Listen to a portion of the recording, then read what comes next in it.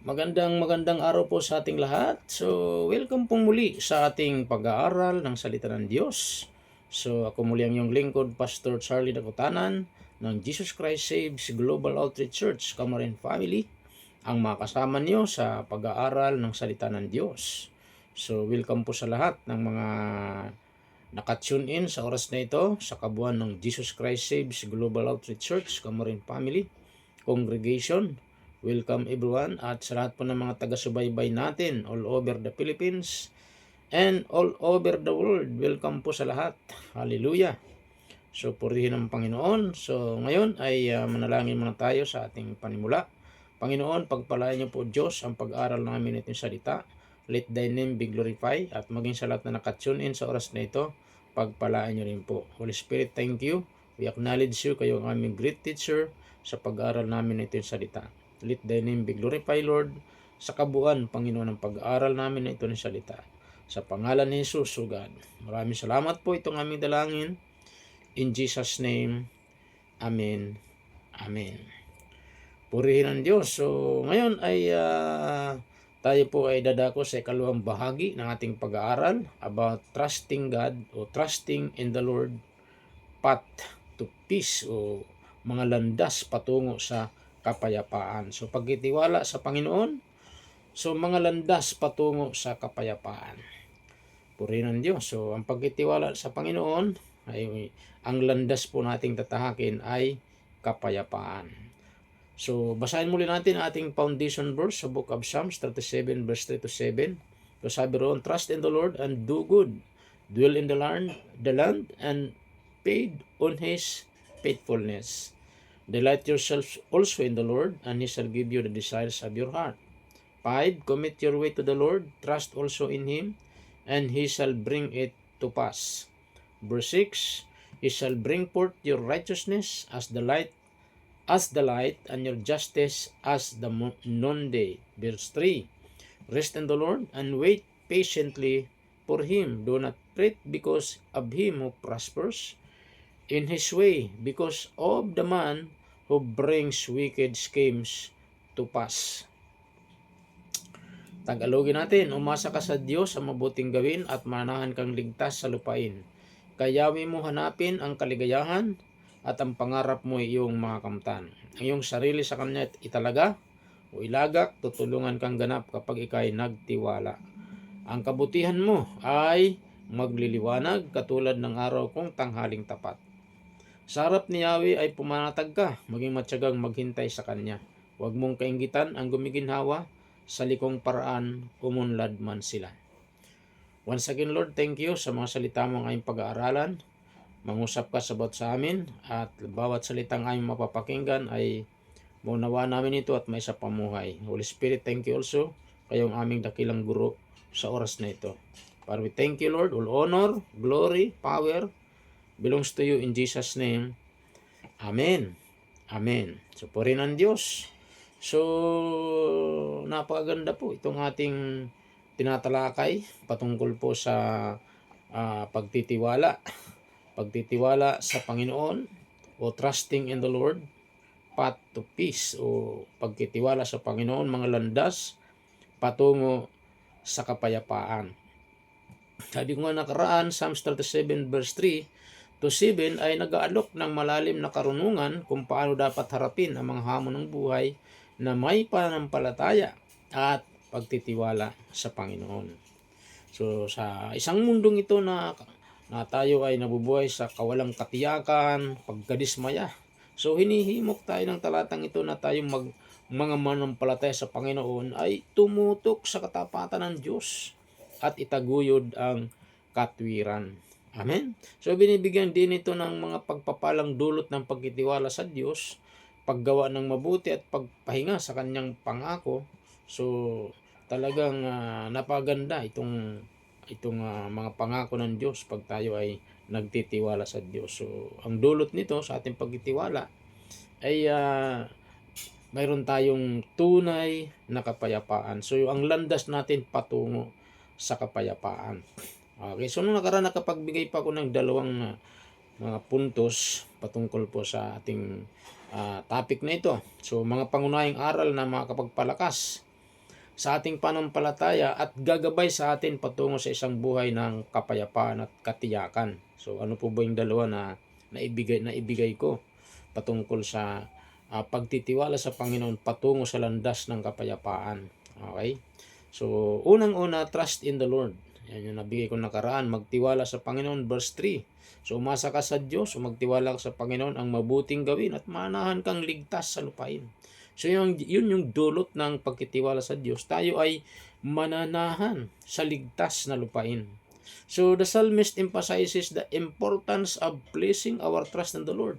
Trusting means relying on His goodness and faithfulness, especially during difficult times. Okay? So binibigyan din ng manunulat na si Haring David sa Psalms 37 verse 1 to 3 na ang kahalaga ng pagtitiwala sa Panginoon. So chapter 37 verse 3 to 7, so binibigyan din na ang kahalagahan ng pagtitiwala sa Panginoon ay pagtitiwala sa Diyos ay nangangahulugan ng pag-asa sa kanyang kabutihan at katapatan, lalo na sa mga panahon ng pagsubok. Amen. So Kawikaan 3 verse 5 to verse 6, so sabi nga doon, magtiwala ka sa Panginoon ng buong puso at huwag kang manalig sa iyong sariling karunungan. Sa lahat ng iyong mga lakad ay kilalanin mo siya at itutuwid niya ang iyong mga landas. So yun yung dulot ng pagtitiwala natin sa Diyos. So mananahan tayong ligtas sa lupain, tutuwid yung ating landas. Yun yung blessing pag tayo ay nagtitiwala sa Panginoon. So yun po yung unang instruction ni Lord. Okay, dito sa ating foundation verse, sa ating pinag-aaralan sa Book of Psalms 37 verse 3 to verse 7. So unang-una na aral na makukuha natin dito, trust in the Lord according sa verse 3. A, magtiwala sa Panginoon. Pangalawa na naibigay ko po ng nakaraan, verse 3 pa rin po. B, sabi roon, do good and dwell in the land. Gumawa ng mabuti at manahan sa lupain. Ayon sa verse 37 verse 3, so sabi roon, so umasa ka sa Diyos, ang mabuting gawin at mananahan kang ligtas sa lupain. Okay? So umasa ka sa Diyos, ang mabuting gawin. So ibig sabihin, nandun yung word na mabuting gawin. So ibig sabihin, ang panawagan ng Diyos sa atin dito sa pamagitan ni Haring David, gumawa ng mabuti. Ang paggawa ng mabuti ay napakahalaga. Okay? So gumawa ng mabuti ay nagpapalakas sa pangailangan ng pamumuhay sa katwiran kahit nasa gitna ng adversity. Okay? So sa paggawa ng mabuti at pagkakaroon ng positibong aksyon, tayo ay nagiging saksi sa pagmamahal at kabutihan ng Diyos. Kaya napaka-importante saan man tayo tumira, ang lahat ng ginagawa natin ay puro kabutihan. Kasi pag puro kabutihan ang ginagawa natin, sure, wala tayong magiging kaaway. Amen? At hindi lang yun, tayo ay malulugod ang Diyos sa atin. At saan man tayo pumaroon, marami tayong mga kaibigan. Okay, maraming matutuwa sa iyo pag mabuti yung ginagawa mo, saan ka man tumira. Okay? Compare doon sa mga taong mga masasama, maraming galit. Hallelujah. So, kaya napaka-importante manatili tayong gumagawa ng kabutihan. Sabi nga po sa Galatians 6 verse 9, at huwag tayong walang bisa o huwag magsasawa sa paggawa ng mabuti, sapagkat sa takdang panahon tayo ay aanihin. Tayo ay aanihin kung hindi tayo mawawalan ng pag-asa. Ibig sabihin, ating mga paggawa ng mabuti, aani tayo sa takdang panahon. Okay? Kaya napakahalaga po, yung buhay natin ay igugol natin sa paggawa ng kabutihan. Okay? Hindi sa kasamaan. Pangatlong aral na makukuha natin dito sa ating foundation verse sa Psalms 37 verse 3 to 7. Third is delight yourself in the Lord. Okay? So magpakaligaya ka sa Panginoon, verse 4. So sabi ron, kay Yahweh mo hanapin ang kaligayahan at ang pangarap mo'y yung makakamtan. Hallelujah. So take note, finding delight in the Lord means tayo ay laging nag-i-enjoy. Okay? Laging nag-i-enjoy sa pagrelasyon natin sa Panginoon. Our relationship sa Panginoon okay, ay nag-i-enjoy tayo. So seeking to know Him more deeply and allowing His desire to shape our hearts. So ang pagkaroon ng kagalakan sa Panginoon, kaligayahan sa Panginoon, kasiyahan sa Panginoon ay nangangahulugang pagtuklas ng kasiyahan sa ating relasyon sa Kanya. Pagganais na mas makilala siya ng mas malalim, at pagpapahintulot sa Kanyang mga nais na humubog sa ating mga puso. Hallelujah! Kaya napaka-importante po lagi tayong magtiwala sa Panginoon. Amen? Purihin ang Diyos. Hallelujah! Kaya nga napakahalaga po yung magpakaligaya tayo sa Panginoon. Amen? So ang kasiyahan ito ay nagdadala sa katuparan ng ating mga hangarin alinsunod sa Kanyang kalooban. Amen? Matthew 6:33, sabi nga, ngunit hanapin muna ninyo ang kaharian ng Diyos at ang Kanyang katwiran. Ang lahat ng mga bagay na ito ay idadagdag sa inyo. So pag nagpakaligaya tayo sa Panginoon, ano man ang desire ng ating puso, pagkakalob sa atin ng Panginoon. Amen?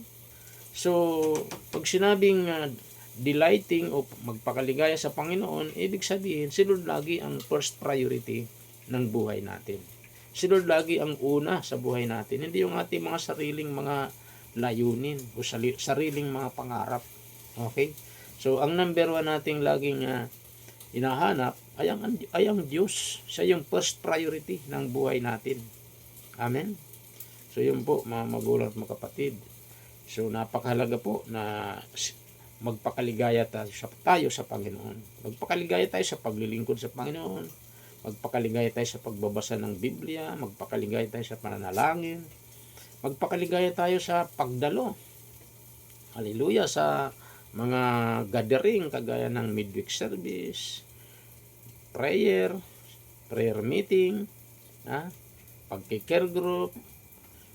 Kung yan po yung ating magiging attitude, wow, magugulat ka, yung mga desire ng puso mo, mga pangarap mo ay matutupad, mangyayari. Kasi malinaw sabi ng Bible kagaya ng Matthew 6:33, sabi nga ng Panginoon, seek ye first the kingdom of God and His righteousness. All these things, all these things, lahat ng kailangan natin. So, sabi ron, idaragdag niya sa atin, shall be added unto you. Amen?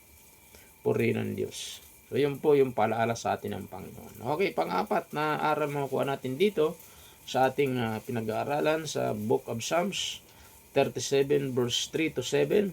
Commit your way to the Lord. Hallelujah. So, commit your way to the Lord. Ihandog ang iyong daan sa Panginoon. Hallelujah. So, mga awit 37 verse 5, sabi ron, ang iyong sarili sa Kanya italaga. Okay? So, italaga natin ang ating mga daan sa Panginoon. Tutulungang ganap kapag ikay nagtiwala. Purihin ng Diyos.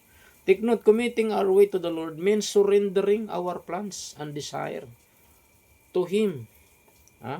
Trusting that He will guide us along the right path. Hallelujah. So, yun po ang ibig sabihin ng italaga o commit your way to the Lord. Meaning, ibig sabihin, commit your way to the Lord means surrendering our plans and desire. So, we need to surrender to God our plans and desire. Yung mga plano natin, mga pagnanasa natin, isuko natin sa Panginoon. Amen? Ang paghahabili ng ating daan sa Panginoon ay nangangahulugang pagsuko ng ating mga plano at manghangarin sa Kanya. Nagtitiwala na siya ang gagabay sa atin sa tamang landas. Purihin ng Diyos.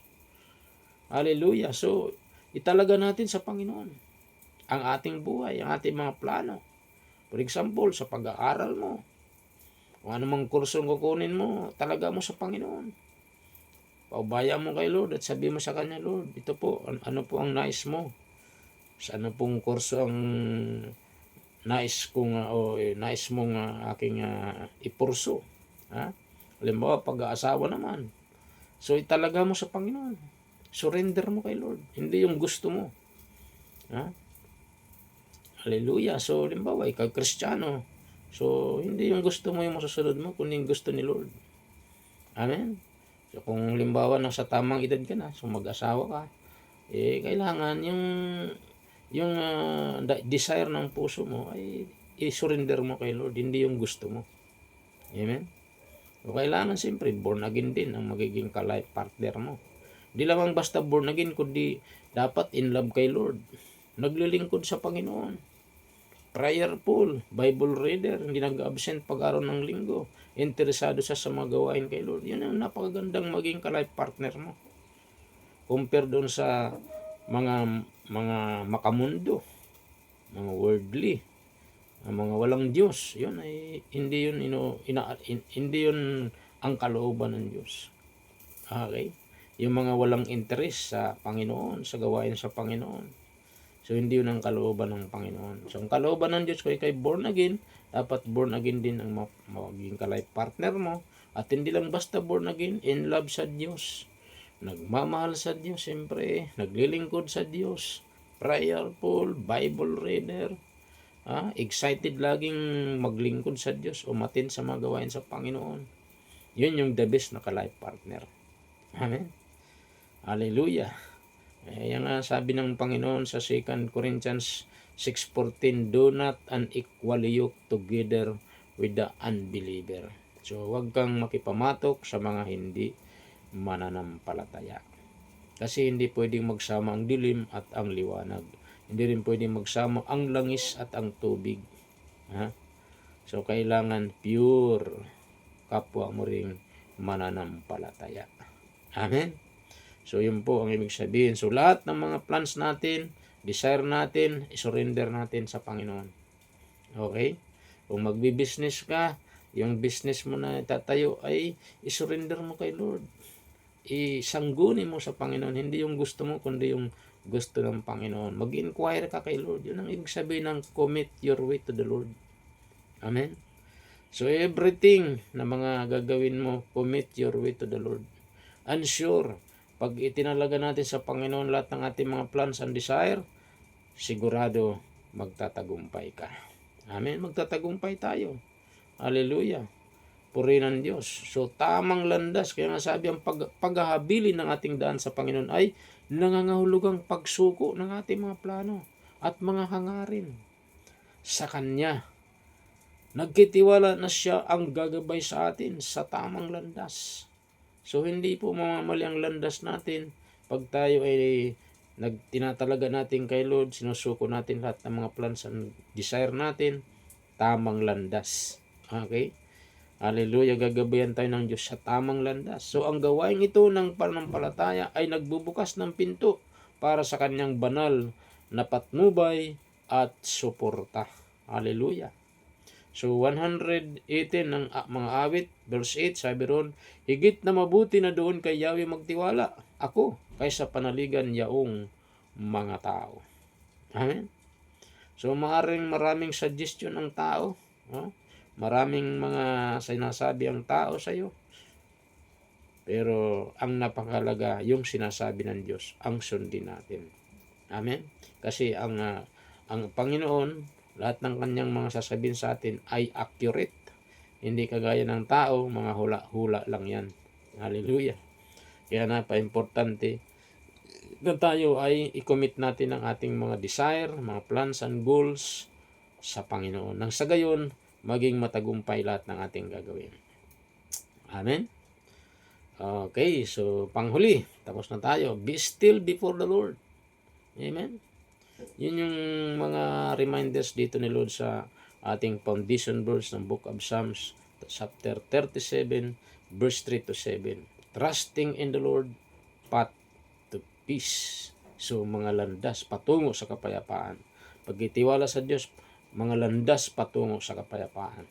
Yun yung ating title ng ating pag-aaral. So, panglimang aral dito sa ating foundation verse sa Psalms 37, verse 3 to 7, makikita natin sa verse 7. Anong sabi ng verse 7?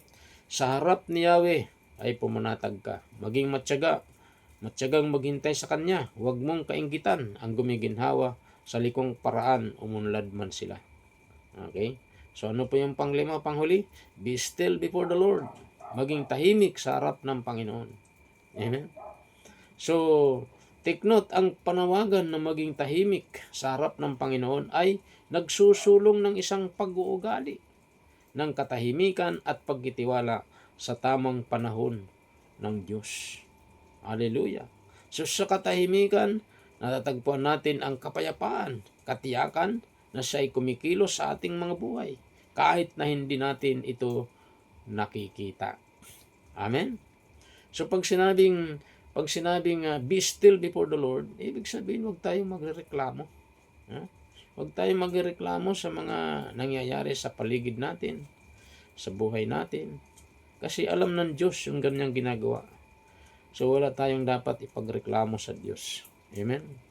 So God knows everything. Hallelujah. And He is in control. Kontrolado niya lahat ng nangyayari sa atin. Kaya wala tayong dapat ipag-alala. Wala tayong dapat ipangamba. Be still before the Lord. Okay? Kaya kung makikita niyo po sa Book of Exodus, chapter 14, napagandang instruction ng Panginoon sa mga mga Israelites nung hinabol sila ng mga Egyptian. So tingnan niyo po ang Bible niyo. So mayroon po doong paalala ng Diyos sa mga Israelites kasi yung panahong yun nagrereklamo yung mga Israelite kay Moses. Kasi hinabol sila ng mga Egyptians. Kaya sabi ng mga Ehipto o sabi ng mga Israelites kay Moses, nagreklamo sila kay Moses. Ang sabi ng mga Israelites, sinabi nila kay Moses, wala na bang mapaglilibingan sa amin sa Ehipto? Yun yung reklamo ng mga Israelites kay Moses. Kaya sabi niya, sa kaya mo kami dinala sa ilang para dito mamatay, sabi ng mga Israelites. Inilabas mo nga kami sa Ehipto, ngunit tingnan mo ang nangyari. Sinisisi pa si Moses. At ang sabi sa Exodus verse 12, chapter 14 verse 12, hindi ba't bago tayo umalis, sinabi na namin sa iyo na ganito nga ang aming sasapitin. Sinabi na namin sa iyo na huwag mo kaming pakialaman at pabayaan na lamang kaming manatiling alipin ng mga Epsyo, sapagkat mas gusto pa naming maging alipin kaysa mamatay dito sa ilang. Yun yung reklamo ng mga Israelite kay Moses. Kasi nung panahong yun, inilabas ni Moses yung mga Israelites. Okay, pagkatapos ng pagpatay ng Panginoon sa mga panganay sa mga Egyptian. Okay, yun yung tinatawag na doon naganap yung tinatawag na the Passover. Okay, so yun yung huling salot na pinadala ng Diyos sa Israel. Okay, so sabi ng Panginoon, papayagan na kayo pagkatapos ng huling salot na ito. Dahil sa katigasan ng puso ni King Pharaoh, sabi ng Panginoon, papatayin ko ang lahat ng mga panganay sa Ehipto, maging tao o hayop. Kaya ito ang gawin ninyo. Magpatay kayo ng kordero at ilagay nyo dugo patuluin nyo, ilagay nyo sa palanggana, pagkatapos ipahid nyo sa mga hamba ng tahanan. At ang sino man kakitaan ko ng dugo sa hamba ng kanyang tahanan ay lalampasan ng anghel ng mamumuksa. Yun po ang sinunod ni Moses, yung utos ng Diyos. Kaya nung panahon yun, so bandang hating gabi na po, ayan na, dumating na yung mga salot ng papatay niya yung mga panganay. Pero ang kagandahan naman po, dahil masunurin si Moses, nilagyan ni Moses ng dugo yung mga hamba ng tahanan ng mga Israelites. Hallelujah. So dahil sila naniniwala sa Panginoon. So ano po nangyari? Dumating po ang anghel na mamuksa ating gabi. Lahat ng mga bahay na walang pahid ng dugo ay pinatay yung mga panganay. Pinasok ng anghel na mamuksa. Pati yung lahat ng panganay na tao, hayop, panganay ni King Pharaoh at ang kanyang mga tauhan, namatay lahat. At dahil doon, pinayagan po ni King Pharaoh ang mga Israelites na lumabas na sa Egypt. Kaya lang, nung nasa ilang na sila, nasa harap na sila ng dagat na pula, ayan na, nandito na ngayon si King Pero, mga sundalo niya. Nagbago ng isip. Si King Pero, hinabol sila ngayon. Ngayon, natakot yung mga Israelites. Kaya gano'n na lang yung reklamo ng Panginoon, reklamo ng mga Israelites kay Moses. Mabuti lang itong si Moses, matatag ang kalooban. So anong sagot ni Moses doon sa reklamo ng mga Israelite? Sabi niya, sumagot si Moses, lakasan ninyo ang inyong loob. Huwag kayong matakot. Tingnan na lang ninyo kung paano kayo ililigtas ni Yahweh. Hindi na ninyo muling makikita ang mga Ehipsyong yan. Ipagtatanggol kayo ni Yahweh, pumanatag lamang kayo. Diba? Pumanatag lamang kayo. Hallelujah. Puri ng Diyos. So napaganda po ang attitude ni Moses. Very courageous. Yun yung sagot ni Moses sa mga nagreklamo mga Israelites. Kaya pag sinabing be still in the Lord, o sa harap ng Panginoon, so be still, hallelujah, so be still in the Lord, or be still before the Lord, ibig sabihin yan, huwag magreklamo. Maging tahimik sa harap ng Panginoon dahil alam ni Lord anong gagawin niya. Kagaya ng panahon ng mga Israelites, be still before the Lord. Ano nangyari sa panahon yun? Sumagot ang Panginoon kay Moses. Tumingala kasi si Moses humingi siya ng tulong sa Panginoon. Nanalangin siya sa Panginoon. Anong sagot ng Panginoon? Ano iyang tangan mo? Sabi ni Yahweh, bakit mo ako tinatawag? Ano iyang tangan mo? Sabi niya, palakarin mo mga Israelita. Itapat mo sa ibabaw ng dagat ang iyong tungkod, mahahati ang tubig at matutuyo ang lalakaran ninyo. Sabi sa Exodus chapter 14, verse 15 to 16. Yun yung sabi ng Panginoon. Nung tumawag si Moses sa Panginoon, sabi niya, bakit mo ako tinatawag? Palakarin mo mga Israelita. Itapat mo sa ibabaw ng dagat ang iyong tungkod, mahahati ang tubig at matutuyo ang kalalakaran ninyo. Puri ng Diyos, pagtapat ni Moses ng kanyang tungkod sa tubig, umihip ang malakas na hangin, halos magdamag. Hallelujah. Puri ng Diyos. Maya-maya po, bumiyak yung dagat. At nakalakad po ang mga Israelita. Amen? Kaya sa halip na magreklamo, manahimik, be still before the Lord. Yun ang ibig sabihin, be still before the Lord. Kasi alam ni Lord yung gagawin niya sa atin. Hindi niya tayo iwan, ipabayaan man. Kaya kung ikaw kapatid ko nakakaranas ka ng problema, wag kang magreklamo, wag mong sisihin ang Diyos. Kasi minsan maraming mga tao sinisisi pa ang Diyos. Marami pang bakit. Amen. Ang gawin lang natin, be still before the Lord. Kagaya ni Moses. Sinabi niya sa mga Israelita, kasi reklamo sila ng reklamo kay Moses. Takot na takot sila. Ano lang sinabi ni Moses sa kanila? Sumagot si Moses, lakasan ninyo ang inyong loob, huwag kayong matakot. Kaya kapatid, maharap pa ng problema ngayon, lakasan mo lang loob mo. Huwag kang matakot sa mga problemang dumarating sa harapan mo. Lagi mong tandaan, may Diyos nakakita sa iyo. Pag lubos ang tiwala mo kay Lord, tiwala natin kay Lord, tandaan mo ang katotohanan ito. Ipagtatanggol tayo ni Yahweh. Gaya ng mga Israelita. Yan sinabi ni Moses sa mga Israelita, lakasan ninyo yung loob, huwag kayong matakot. Tingnan na lang ninyo kung paano kayo ililigtas ngayon ni Yahweh. Hindi na ninyo muling makikita mga Ehipsyong yan. Verse 14, ipagtatanggol kayo ni Yahweh. Pumanatag lamang kayo.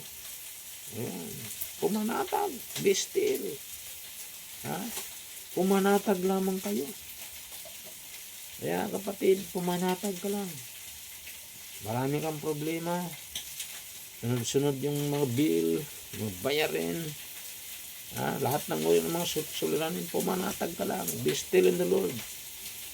At tumawag ka lang kay Lord. Tandaan mo, ang sagot ng Diyos ay mabilis pa sa alas 4 pag nagtitiwala tayo sa Kanya. Psalms 46 verse 1, ang ating Diyos, siya yung ating refuge and strength and a very present help in trouble. Amen. So yun po, kaya nga sabi ng Diyos, sige, tapat mo yung tungkod mo, palakarin mga Israelita. Sabi niya, mahati ang tubig. So purihin ng Diyos, nahati ang tubig. Nakatawid yung bayang Israel. Ano nangyari doon sa sinabi ni Moses sa mga sundalo ng mga Ehipsyo? Hindi mo na makikita muli mga Ehipsyong yan. Mga sundalo ng mga ni King Pero. Hindi na nga po nakita kasi nung makatawid na po yung mga Israelita doon sa kabila, ano nangyari? Tinapat muli, sabi ng Panginoon, itapat muli yung tungkod mo sa dagat, manunumbalik yung dagat. So, pagtapat ni Moses ng kanyang tungkod sa dagat, nanumbalik po yung dagat, mas malakas. So, ano nangyari doon sa mga sundalo ni King Pero? Ubos lahat. Walang natira. Yun yung sinabi ni Moses, hindi mo na makikita muli. Yun ang kahalagahan ng pagka tayo ay nananahimik sa harapan ng Panginoon. Ibig sabihin, hindi tayo nagreklamo. Nagtitiwala tayo sa Diyos. Be still before the Lord. Amen? Purihin ng Diyos. Magiging matagumpay ang buhay natin pag ganun po ang ating attitude. So sa katahimikan, tagpuan natin ang kapayapaan, katiyakan, na siya'y kumikilos sa ating mga buhay kahit na hindi natin ito nakikita. Amen? So yun po, sinabi ng Exodus 14:14. Ang Panginoon ay nakipaglaban para sa inyo at kayo dapat lamang maging tahimik. Yun ang sabi ni Moses sa mga Israelita. So sa ating pagkatapos, ang awit 37 verse 3-7 ay nagsisilbing makapangyarihang palaala ng kahalagahan ng pagtitiwala sa Panginoon sa gitna ng mga pagsubok ng buhay. Pamagitan ng pagtitiwala, paggawa ng mabuti sa ating pag-summarize, pagpapakaligaya sa Kanya, at pagiging tahimik sa Kanyang presensya. Take note, binubuksan natin ang ating mga sarili sa Kanyang gabay at mga pagpapala. Amen? Sa pamuhay ng mga prinsipyong ito, maranasan natin ang kapayapaan, katiyakan sa kaalaman na siya ay tapat sa pagtupad ng kanyang mga pangako. So, yun po yung mga blessing. Amen? So, anong application natin dito sa ating pag-aaral? Naway pasukin natin ang mga aral na ito. Okay? At paintulutan ang ating pagtitiwala sa Panginoon na humubog sa ating mga pagkilos at saloobin na nagdadala sa atin sa mga landas ng katwiran at kapayapaan. So, trusting the Lord, path to peace. Pagtitiwala sa Diyos, mga landas patungo sa kapayapaan. Amen? So, napaganda po ang paalalang ito sa atin ng Panginoon. Tayo mangkot manalangin, Lord, thank you sa mga paalala mo sa iyong salita na napakahalaga na kami magtiwala sa iyo dahil kapag kami nagtitiwala sa iyo, ang aming mga landas ay patungo sa kapayapaan. Purihin po, Diyos. Tas lamang po natin ating dalawang kamay, sundan natin maiksing panalangin na ito. Sabihin natin, Panginoong Diyos na makapangyarihan sa lahat, lumalapit ako sa iyo, nagpapakumbaba sa iyong harapan, humihingi pa ako ng tawad sa lahat ng mga nagawa kong kasalanan. Patawarin niyo pa ako at linisin yung banal na dugo. Binubuksan ko ngayon ang aking puso, tinatanggap kita, Jesus, bilang Panginoon at tagapagligtas. Nagtitiwala ako sa iyo na kayo ang Diyos na aking tagapagligtas at Panginoon. Purihin ko, Diyos. Sulat niyo po aking pangalan sa aklat ng buhay.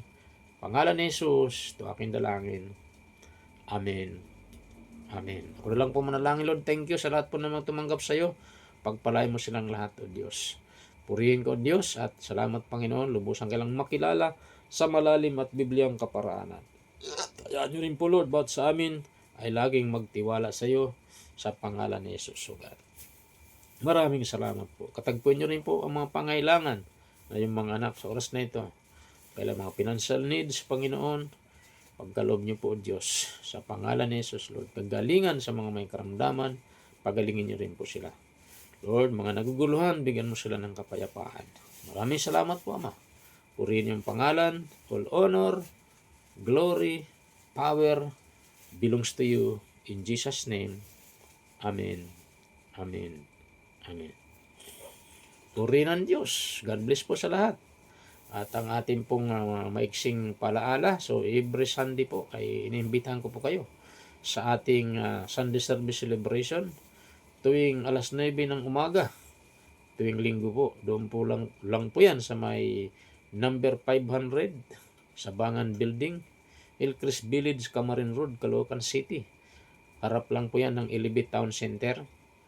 So malapit lang po yan sa may Camarin Doctors Hospital. So malapit lang po yan. At sa ibaba po ay mayroon pong City Savings Bank. Doon po sa Sabangan Building. Nasa Hillcrest Gito lang po yan. Okay? So mayroon din po tayong ginagawang panalangin doon every Saturday. Alas 8 o 8:30 in the morning. So every Saturday po yan. Tuloy-tuloy rin po yung ating midweek service every Thursday. So 6:30 p.m. So encourage everyone. I-like natin mga feeds natin. Follow po tayo at ganoon din ang ating online prayer every Wednesday 8 p.m. ay tuloy-tuloy rin po yan through Google Meet. Okay? So I encourage everyone to join sa lahat po ng mga meetings po natin through online, maging sa ating on-site prayer. Okay po. So God bless po sa lahat. Pagpalain tayo ng Panginoon. Bye-bye.